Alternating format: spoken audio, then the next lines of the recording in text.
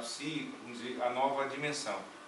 E eu participo da rede eclesial panamazônica, que é uma iniciativa da Igreja Católica a partir da Laudato Si. E nesse final de semana nós estamos começando os seminários sobre a Laudato Si na região da Amazônia Legal com os regionais da CNBB e militantes sociais. Eu vou estar, nós somos um grupo de 6 assessores, né? E eu vou estar em 2, eu vou estar em Manaus e vou estar em Miracema do Tocantins. E outros assessores vão estar nos outros 2 seminários, são 6 esse ano, 6 no ano que vem. E o grande desafio é pensar, e o pós? Porque eu acredito que o estudo da Laudato Si vai animar muita gente a fazer. E uma das ideias que eu vou levar então, Luciano, é um pouco de ter a comissão, e eu tenho acompanhado, como eu tenho essas andanças pelo Brasil inteiro, também o surgimento ou de pastoral ecológica ou de pastoral da integridade da criação, as PIC, né? Então tem coisas novas surgindo na igreja também. E eu louvo e agradeço porque, de fato, a dimensão do Papa Francisco, quando ele toca na questão ambiental, não é pessimista. Ele começa louvando a capacidade humana de criação. Então eu acho que a gente também não pode fazer coro ao pessimismo. Nós temos que ser realmente entusiastas e louvar e agradecer a Deus porque nós temos um Papa Profeta hoje que nos interpela a essa conversão, sem dúvida alguma pessoal, mas nos convoca a uma conversão enquanto sociedade também. Então o grande desafio é de fato tornar isso política pública, né? E aí superar alguns conceitos pré-estabelecidos, algumas verdades consumidas que nós temos e realmente ter uma certa radicalidade nessa construção. Esse é o desafio para nós. Eu acho que, só para finalizar mesmo, um conceito bem... Eu tenho uma ideia do que é essa prática. Essa prática ela só pode ser construída com conhecimento. Eu sempre, quando falo isso, por exemplo, com meus alunos, eu dou o exemplo do Andraus e do Joelma, em que nós perdemos muita gente lá, mas apareceu muita gente com boa vontade. Muita gente com boa vontade para ajudar aquelas pessoas que estavam lá numa situação absolutamente deplorável, né? Mas essas muitas pessoas que tentaram ajudar atrapalharam. Por quê? Porque não sabiam o que tinham que fazer. Então, a ingenuidade tem que nos abandonar. A ingenuidade tem que estar de lado. Nós precisamos da ciência. Ciência e fé devem caminhar juntas. Não adianta a gente ter muita fé e pouco conhecimento. Essa fé sem conhecimento, ela vai nos levar à mediocridade.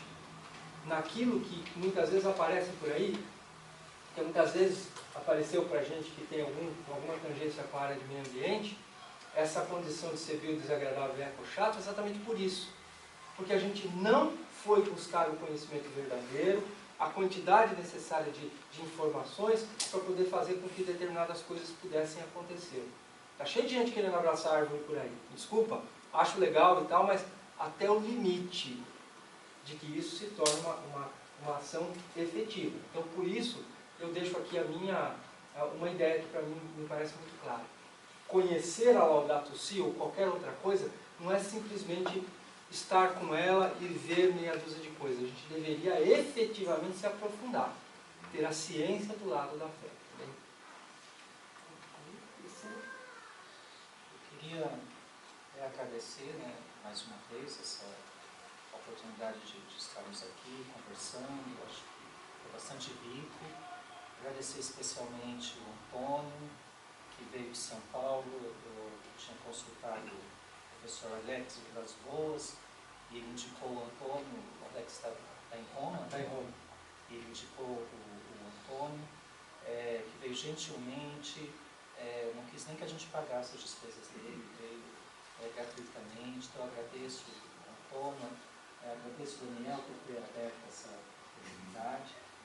E eu acho que, junto com a questão do conhecimento, né, acho que é muito importante a gente sempre pensar a questão da espiritualidade.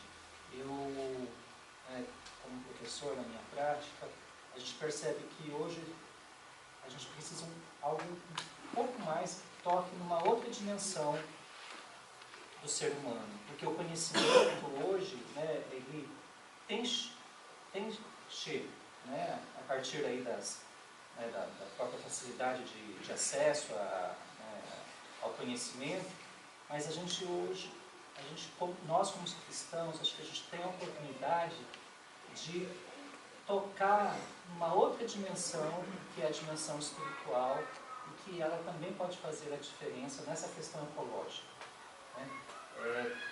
Comungar com os outros elementos da natureza, imaginando bem esse espírito da casa comum que o Papa fala, né?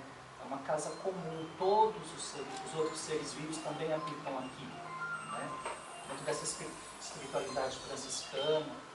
Então acho que a gente também pode caminhar nesse sentido, né?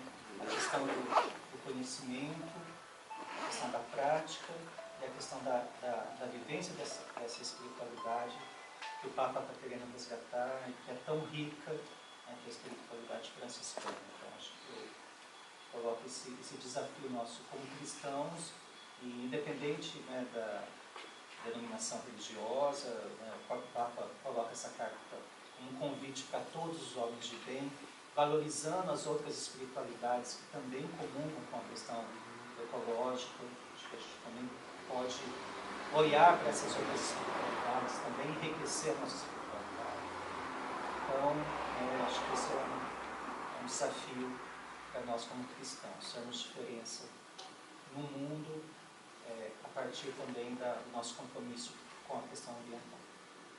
Então, gente, em nome da ESE, eu quero agradecer muito a disponibilidade do Antônio, do Luciano, do Daniel, e dizer que contribuiu muito, veio assim enriquecer a reflexão que nós estamos fazendo nesse novo aviso. Na verdade, se soma com todo o conhecimento que a gente vai adquirindo hoje e amanhã ao longo desse nosso aviso. Muito obrigada.